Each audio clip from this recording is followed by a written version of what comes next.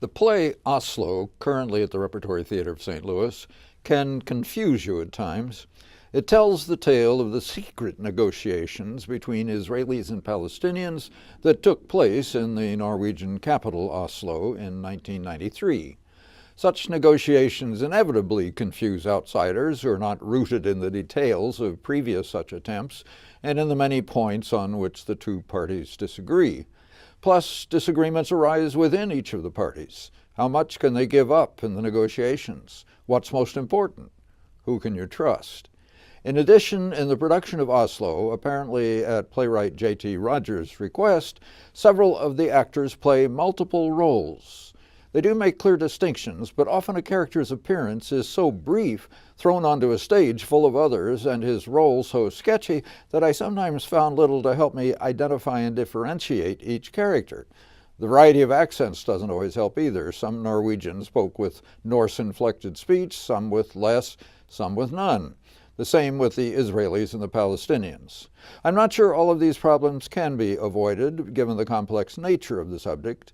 Oslo is, to an extent, a docudrama, solidly grounded in historical events, given a little added color and excitement by playwright Rogers. So in a way, the confusion heightens the tense aura of secrecy that surrounds the proceedings. Director Stephen Wolf's swirling movement patterns through Michael Ganio's economical, handsome sets, set off in Rob Denton's lights, enriched by Nathan W. Scheuer's projections, energize the performance.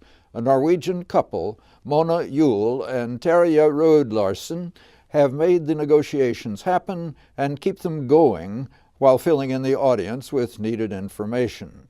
She's an official in the Norwegian Foreign Ministry. He's the director of an Institute for Applied Social Sciences, and he's using the negotiations to develop and test his new theory about how to make such negotiations successful. At the Rep, Kathleen Wise and Jim Poulos play the couple with grace and determination, more grace on her part, more determination on his. As the chief Palestinian negotiator, Rajesh Boza wears a business suit. As the chief Israeli delegate, Ben Graney wears a leather jacket and almost seems to be a terrorist invading the meeting when he first appears.